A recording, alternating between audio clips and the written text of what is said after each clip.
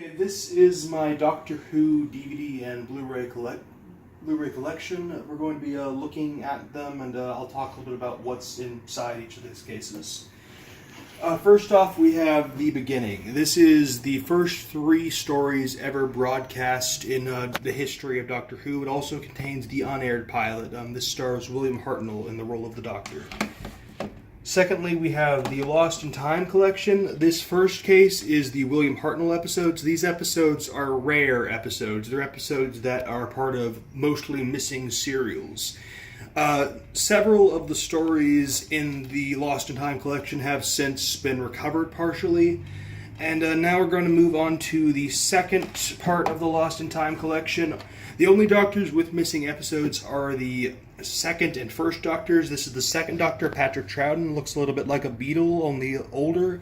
And his stories are fantastic. Unfortunately, his era was hit the hardest by the missing episodes. So hopefully we'll get some new ones soon. And these Lost in Time collection will become very inaccurate. Now, moving forward, we have the Ice Warriors. I got this fairly recently. This is the first appearance of the titular villains, the Ice Warriors, who most recently have appeared in both the 11th and 12th Doctor's eras.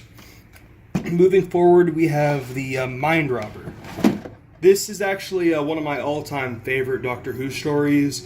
It is set in a world of fiction outside of our universe, features Medusa, Gulliver from Gulliver's Travels, a unicorn, and a weird alien being that uses the human imagination to achieve power. It's freaking fantastic, actually. And moving on to color Doctor Who, we have the 5 Doctors, which, you guessed it, features 5 Doctors.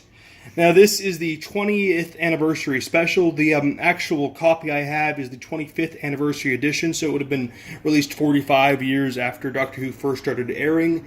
It features Peter Davison as the current Doctor at the time, as well as Patrick Troughton and Jon Pertwee. It also has Tom Baker, who they used a bit of footage that he had filmed previously while he was the incumbent Doctor, as he refused to return. And William Hartnell, the first Doctor, was unfortunately dead at the time, so they recast him with Richard Hurndall, who played a slightly more friendly and easy to get along with incarnation of the first Doctor. And now, next we have, I actually don't have a picture on this case because I just have the DVD and I got a case for it that wasn't being used. But we have the TV movie. This was released in 1996 after the series had originally been canceled. It features Sylvester McCoy returning in the role to regenerate, and for a long while, the only on-screen appearance of Paul McGann, the 8th Doctor. It also features Eric Roberts, Julia Roberts' brother, in the role of the Master. Moving forward, we have the Series 1 featuring Christopher Eccleston with Billie Piper as his companion. This was when Doctor Who first returned in 2005. Next we have Series 2, which still features Billie Piper, but now David Tennant is in the role. It has some of my favorite episodes, including the school reunion and the girl in the fireplace. Now, this is something most people are probably unaware of. This is the Infinite Quest. It was originally broadcast on the BBC for children, and it's a collection of serialized cartoons featuring the 10th Doctor and Martha Jones as his companion. It also features Anthony Head, who actually played the villain in School Reunion as the main villain, who was sort of like a space pirate in this story. Moving forward, we have the complete 3rd series. This is really where Doctor Who started to reach its climax and its peak public influence with the episode Blink, which is arguably what got Stephen Moffat the role as showrunner in the Matt Smith and Peter Capaldi eras. Next, we have the complete 4th series, which has a fan favorite, Donna Noble, as the companion, and is the 10th Doctor's last regular series. Now, I don't have the David Tennant specials. I intend to acquire them soon, but I do have Dreamland, which technically counts. It is another animated story featuring the 10th Doctor. This time he has no regular companions. It is set around Roswell, New Mexico, and features aliens that resemble the Greys, or as you might know them, the sort of pale, thin aliens that you see in most t-shirts and in B movies from the 50s. Moving forward, we have the complete 5th series, which is the first year for Matt Smith. This is one of my personal favorite years of Doctor Who in its entire history. Then we have the complete 6th series, which I personally love. It is a bit more controversial in that a lot of people feel that the end doesn't hold up. I love every episode of this to varying degrees. It has 2 of my all-time favorite episodes, The Doctor's Wife and A Good Man Goes to War, as well as The God Complex, all of which are modern classics. Now, Series 7 does take a bit of a dip in quality. Series 7 Part 1 is, in my opinion, vastly superior. This features the departure of Rory Williams and Amy Pond as the companions, and opens with a really strong story, Asylum of the Daleks, which I say is strong, but is actually widely hated by many people I know, so it's really up to you. I would highly suggest it, and there's a great twist. And that is just some beautiful art right there. It feels sort of Bond-esque. Moving on to Series 7 Part 2, we have Clara as the main companion. And there we have the Doctor riding an anti-grav motorcycle, still kind of carrying on with the Bond theme, I feel.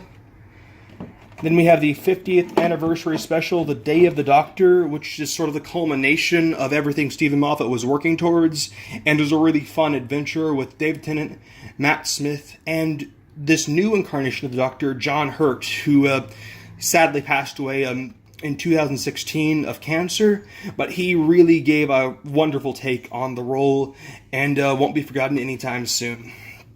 Now, this is the time of the Doctor. This is Matt Smith's final story.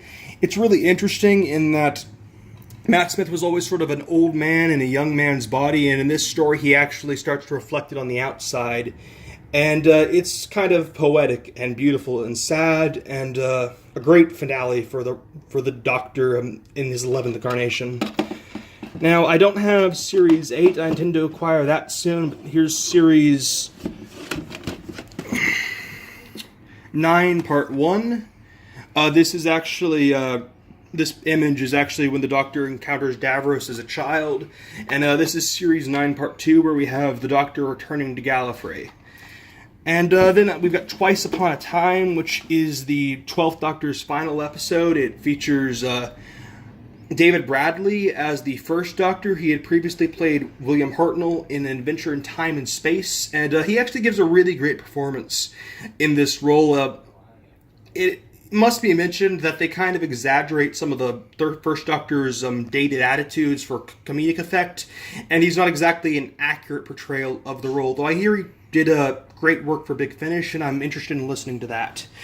Finally, I have the first season of Torchwood. This is the spin-off based around the Torchwood organization and Captain Jack Harkness.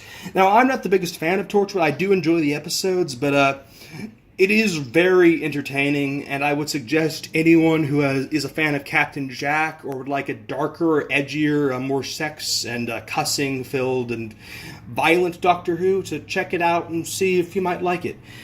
Now, hopefully this collection will expand vastly in the coming months and years, and if so, I'll do an update. Well, take care, you know what to do, like, subscribe, tell your friends. Bye.